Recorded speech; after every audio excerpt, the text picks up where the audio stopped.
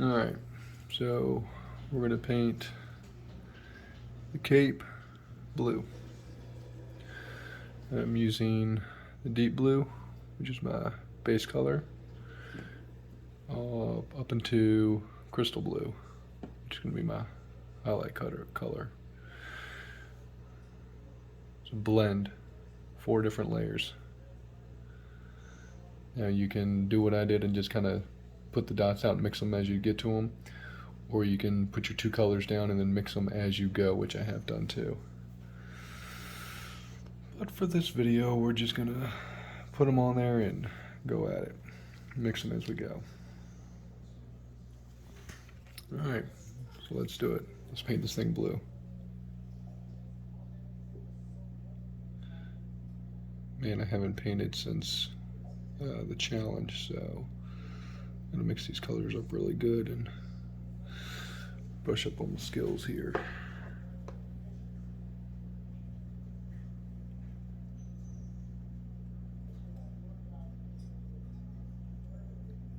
Just slather this on.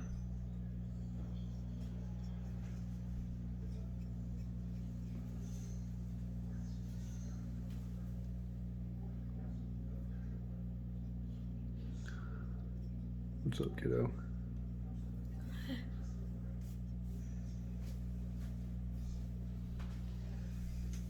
I'm shooting a video so I can show my buddy how I paint in layers.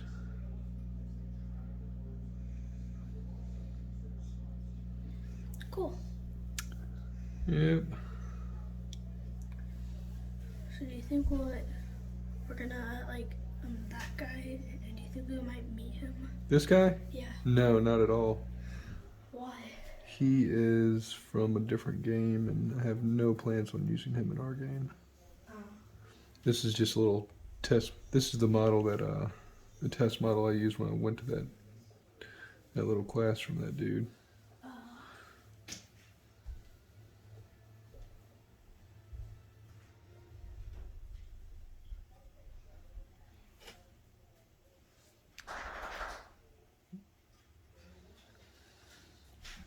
Now I'm going to carry this blue all the way around the front, even though I'm not going to worry about doing much on the front for this video.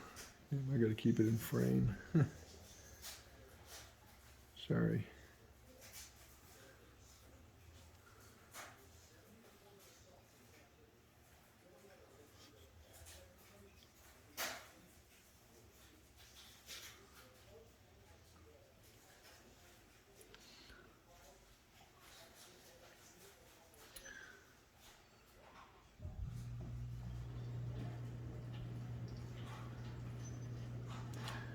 I really think I'm going to get some speed paints, because I got a whole lot of models that I need to get painted, and this is such a long time consuming way to do it, even though this is the proper way to do it and really the best way to do it, to get a good blend of colors and build the light volumes correctly. It just takes forever. So as I'm recovering this, you can see like right here, I don't know if you can see the video, but I'm actually pushing that paint around because it hadn't fully dried. So I'm going to try to see the thin spots where it's dried and see if I can't get some thicker paint on those areas.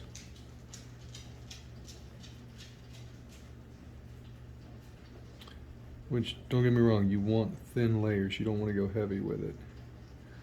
But you want to build up with thin layers. That way you don't get a pasty look to it. It all looks smooth. I'm not going to show you in this video, but another way of blending your layers is going to be with a glaze and just thinning out the paint and painting over the layers.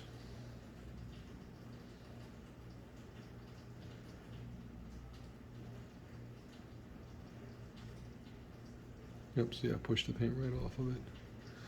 Alright, so that needs to dry.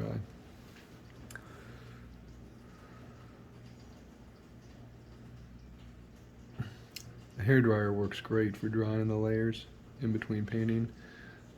I don't have a hairdryer readily accessible right here, so we're just going to wait a few minutes.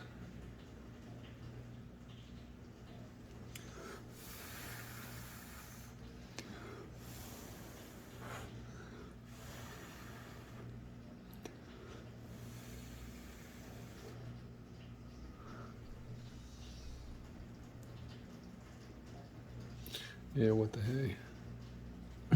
I'll paint around here while I'm waiting on that other stuff to dry. Just to burn up some time.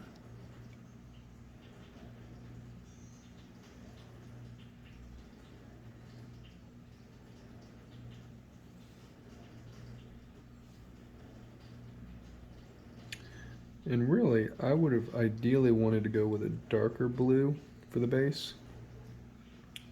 I didn't feel like mixing any paints together more than what I'm doing here. I didn't feel like I don't have any darker blue either. So this is what I'm doing. It's going to be a pretty bright blue by the time it's all said and done. But that's okay.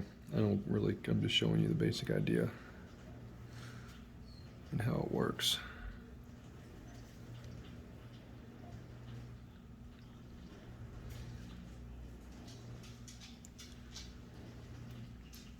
But it's still quite wet down in here. I wonder if I can probably be able to get this spot now.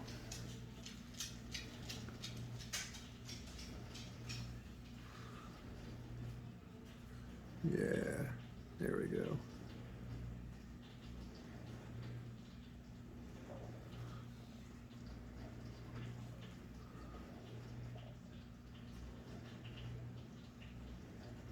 All right, so this blue is our darkest blue. This base coat is going to be pretty much all the shadows.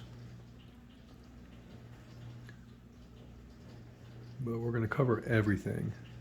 That way the next thinner coats will be layering on top of this blue, and you won't really see the primer underneath of it. And you're not going to go heavy with your coats either. They're going to be thin little coats, which is going to be nice. It'll show the blue below it, but also bring up the lightness. All right, so number 2, we're going to mix these, our next step up.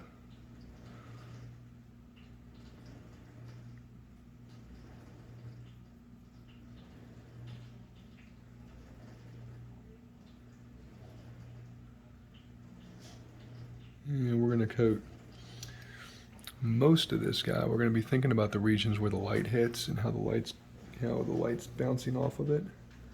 But since this is number 2, we're going to coat most of it.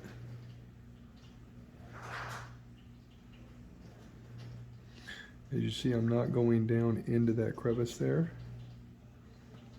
Okay, I'm going to ride all the edges here. All this is going to go with a lighter blue.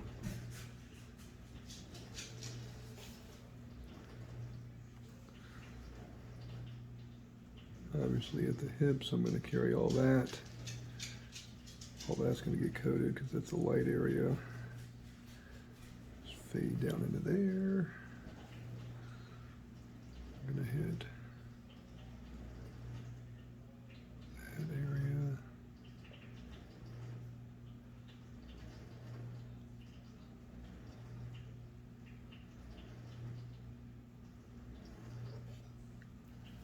No, sorry, dude. I know I gotta keep this guy in the camera view so you can see what's up.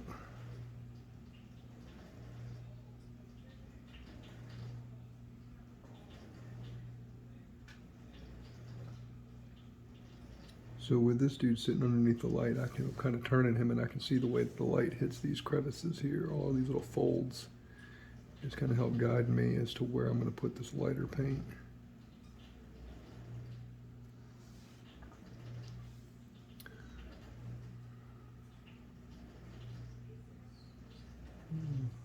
A little bit down in there. And a little bit on that side of the fold.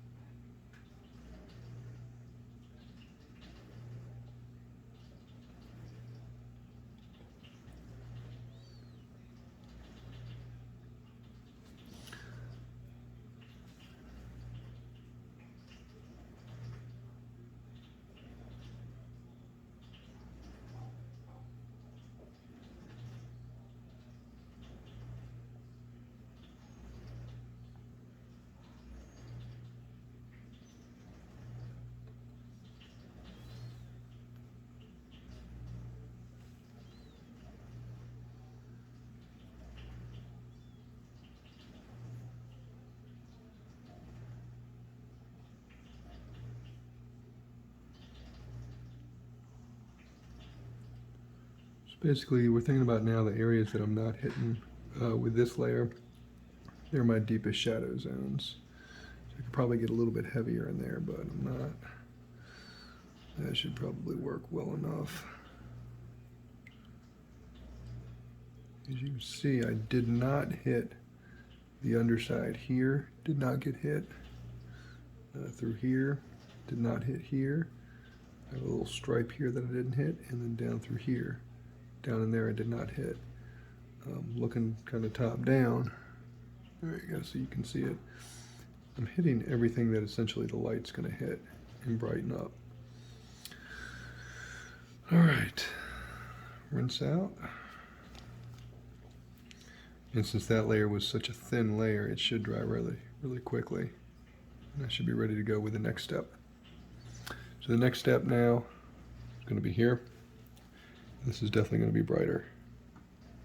So we're going to paint over less of the zones that we just painted.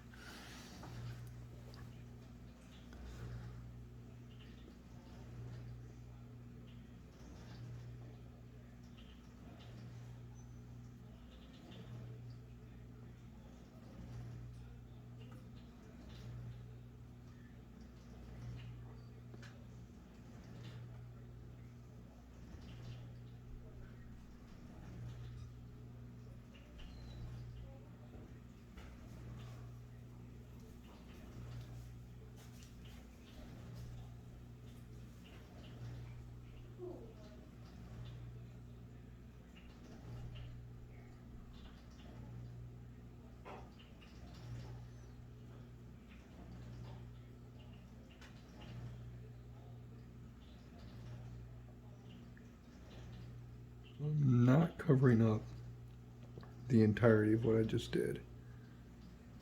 I'm leaving some of those second step still visible.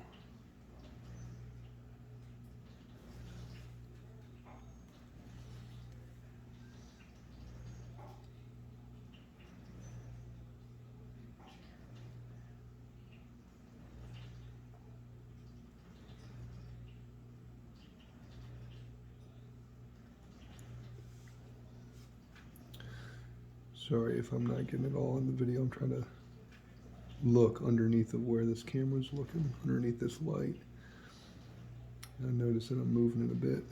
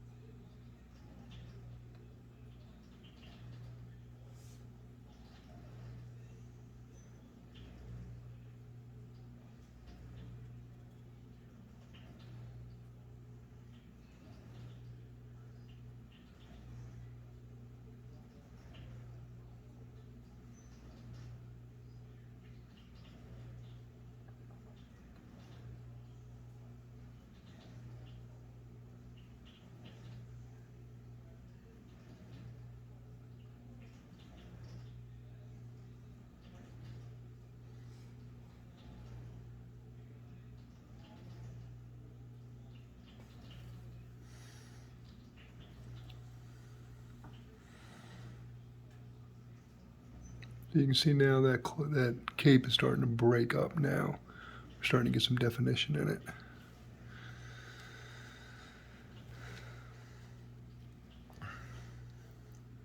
Looks like I'm 15 minutes into this video. God, this paint stuff is so slow. All right, I'm gonna go a little bit further with it. Let's bring in.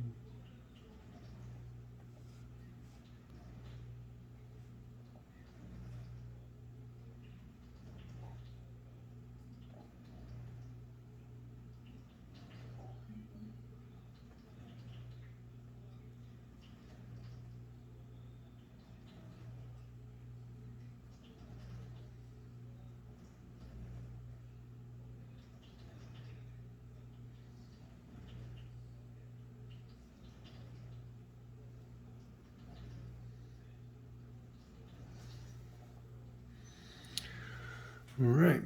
Now we're going to go to the final lightness of it.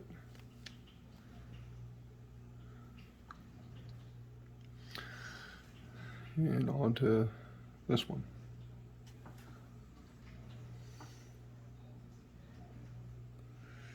So with this layer, we're going to be just hitting just the highlights.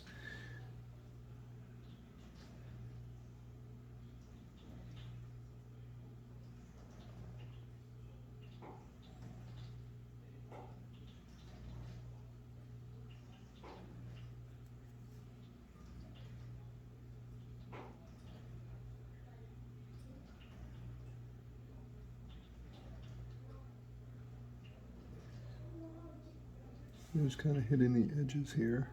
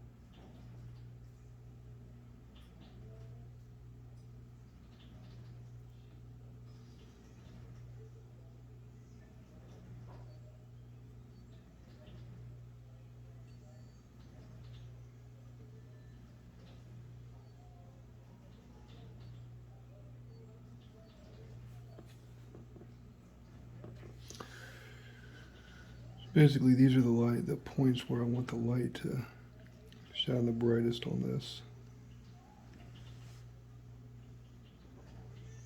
I'm using the number 1 brush for all this.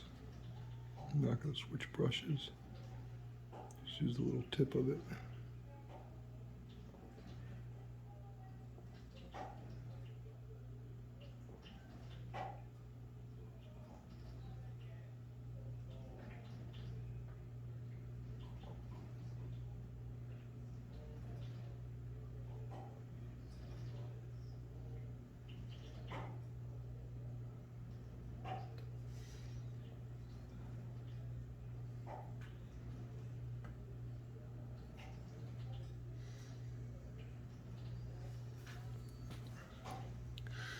All right, so there we go.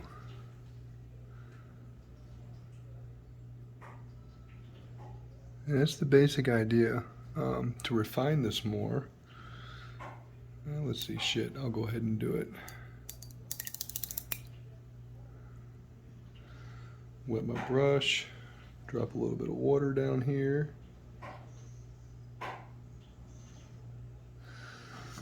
So I just use water to make my glazes. I'm sure that that's not the best way to do it. Using the actual medium is probably the best way. The medium that I have is a quick wash medium, and that's probably what I should be doing, but I'm not. Oh well. Alright, so get here and see how thin that is. That's what I want. And then to do the wash, you're going to pull up into your highlight zones.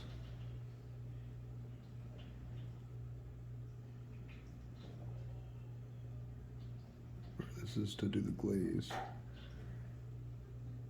So as you noticed, I thinned out the brightest paint, the brightest layer. On my challenge pieces, I did build those up layer by layer, and I did this method for each layer.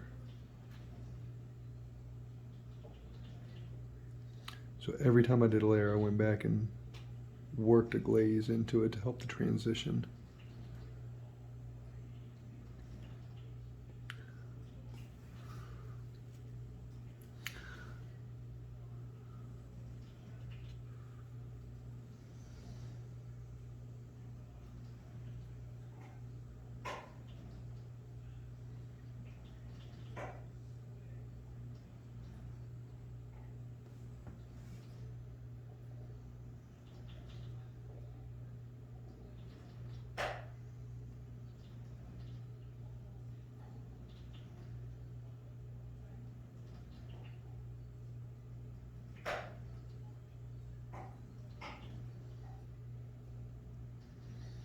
So you can see here what this has done. This has definitely brightened us up. I'm pulling to the highest zone because normally with these thin glazes, when you lift the brush off of it, it leaves a little puddle. And because I went with the lightest one, I want that puddle to be left on the lightest portion. So that's why I do that.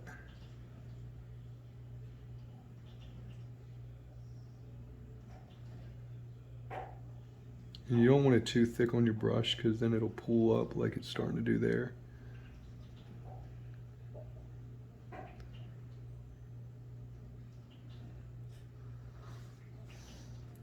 This area, since this is like directly getting all the light, we're just gonna go right over that with the glaze. And we'll pull up for this too. Get this underside.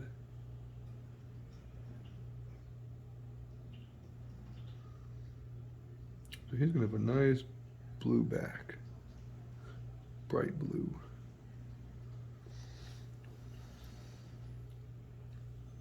So now this is my darkest area right down here.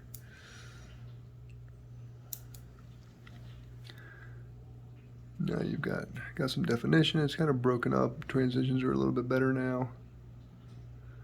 And now let's take this even a step further and wash it. I have been a huge fan of washes. Huge fan of washes. I really like the idea of doing a wash and then a dry brush, or even a wash and you go back with a dry brush to put your highlights in. Usually when you wash, you'll want to go with like the base color on the dry brush, just kind of depending on how high you built your layers, how many layers you put in. But all right, let's do a big old wash on this dude, see how this works.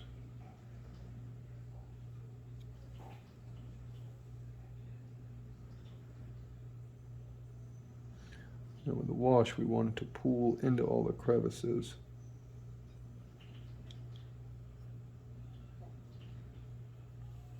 So we want to put it on kind of thick. You got to get the feel for the wash. I don't know if you're using washes yet or not, but you want to get a feel for those.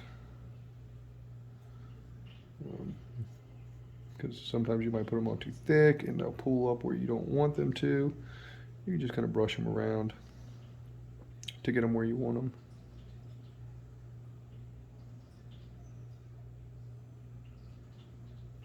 But I do like the idea of a wash to go all over my entire paint, everywhere that I've painted.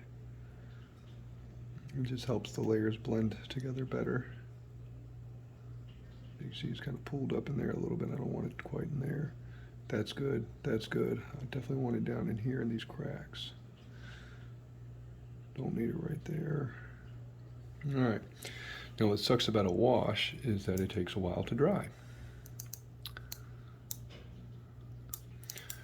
So now that I've got that wash done, what I'm going to do after that is I'm going to go back and I'm going to dry brush in, probably with the light color.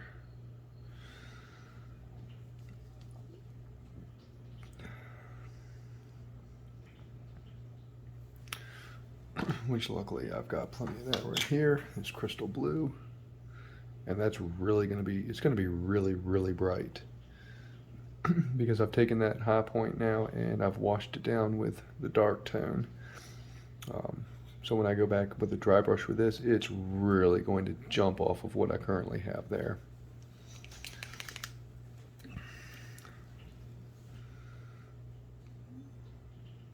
Alright, I'm gonna have to go take this guy to the hair dryer and dry him off. Alright, so that's gonna be for my dry brush.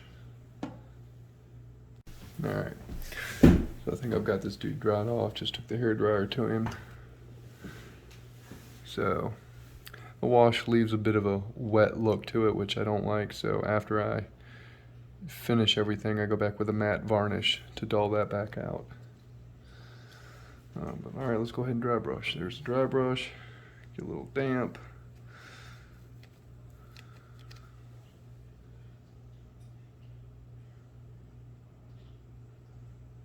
And wipe it off.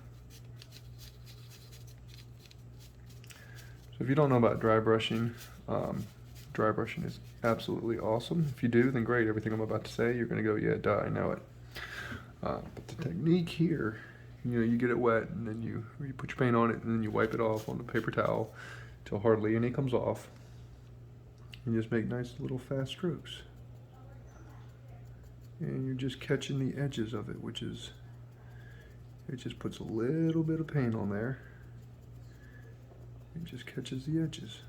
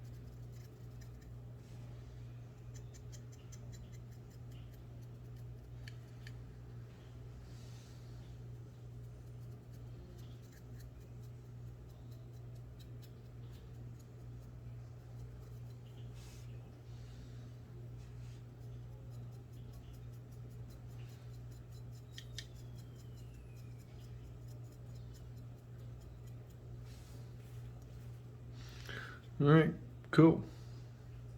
He's got some texture. He's got some dark to light variation now. So basically, if you remember when we did that was just the base color on the front there. Now as we build layers, now look what we have from the layer buildup. So from the base color, just one solid color, to having distinct darks and lights, shadows and highlights. Really makes your paintwork pop. I mean, that's really how you do it, man. Solid color just doesn't cut it. One thing that I'm going to start getting into, since I've got a whole buttload of models to paint, just lay them down so we can see what we're working with. Since I've got a whole bunch of models to paint, not enough time to get them done, I'm going to look into getting some speed paints, which are essentially, it's like a glaze where it's a thin paint and very runny. But what you can do is you can use the dry brush technique on your primer, and you'll prime the entire model with black and then dry brush gray in like pretty much all over the model, and that will leave black in just the deepest, darkest areas. And then go back after your gray dries, which the dry brush stages dry really quickly, hence dry brush. You're putting on almost dry pigments. It looks like they're just damp enough to adhere to the model. But anyway, after your gray is done, you go back with a white and just touch that up lightly with the dry brush, and that will give you your highest zones. being the brightest, the furthest, the outer edges of your model. Let me go grab a mini real quick and I'll show you what that looks like, because I actually have one that I used for sample pictures. Set him back down. Alright, so this guy right here, this is that dry brush technique. So he was primed in black, and then I went in with a gray dry brush. I probably could have gone heavier with the gray brush, but did the gray, and then went back and did a white. And that's what you get with. So with a speed paint, you speed paint over this, and the darks and lights from your primers will actually shine, like show through the speed paint. And you don't have to build the layers with the color. You're building almost your layers with your primer stage. And then your color just goes right over it. And because it's thin, it shows through, and it acts as highlights and shadows. Now, it is not a true way to build color volume, but it is quick. And when you've got a buttload of pieces that you just want to get some color on and you want it to look, better than a single color, that speed paint's probably the way to do it. I actually kind of did that with my goblins. I went through and I did them like this with the primer, and when I went with the colors, I thinned out with water the color that I was using, just to get it thinner, and painted that over it, and it really looked good. Then I took it a step further. I did a wash, and I went back and just took a full density of the regular color I was using, didn't thin it out, and did my highlights over top of that, just kind of touched up some areas. But they came out really, really good. So that was my first attempt at that method. I think I'm going to get the right paints for it. Citadel, I think, calls them contrast paints. The Armor Painter calls them speed paints.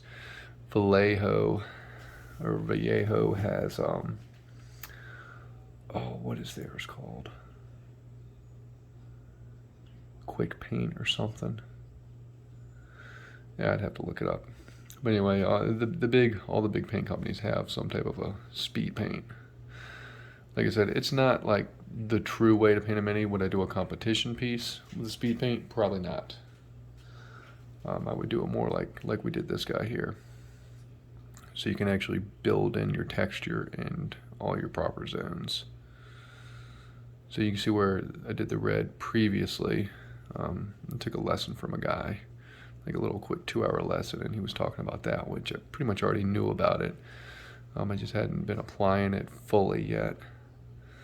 But that's how you do it. So there you go. I took 2 colors, stepped them up, and then thinned that one out for a glaze, and just kind of, did all over to help the transitions, and then washed it, and then dry brushed it. And there you go. Like I said, next it would be putting on the matte varnish. Well, fuck, might as well do that. Let me show you what that looks like. I'm gonna grab a varnish brush and we'll put a little varnish on this guy.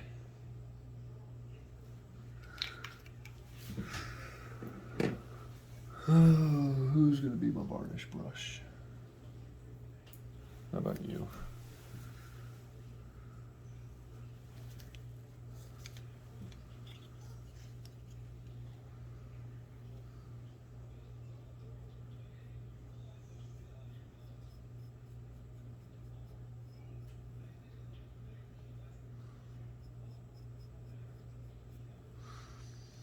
Yeah, this varnish really, really, really helps cut back on the shine that the wash gives it. So if you're using the wash, I highly, highly recommend you varnish afterwards with a matte varnish.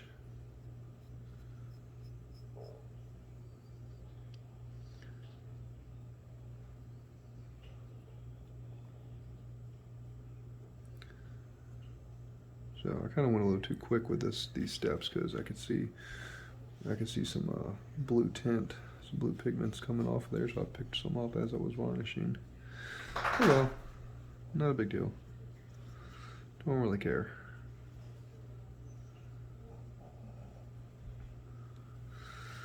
Alright, so now he's varnished up. When he dries, that'll all look nice and matte. and it'll look a lot better. So I'll pause this and bring it back in after it dries, show you what it looks like. All right, now that the varnish is dried, there he is.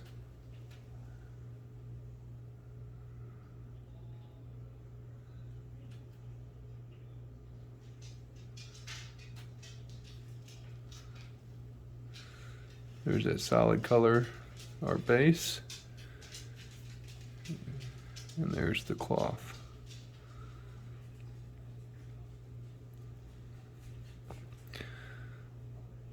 Yep, so that's basically it. Build up your stages. Is it the best? No, it's kind of ugly, but it's quick. That way you get the idea of how the layering works. The further apart you have your layers, like the more contrast you'll build into it. So there you go. Now you can see how the bottom blends in kind of like the top is with your lights and your darks. Versus here, it does not pop like this one does. This is a real shitty job, but yeah, that solid color just doesn't really do it. That is a lot better.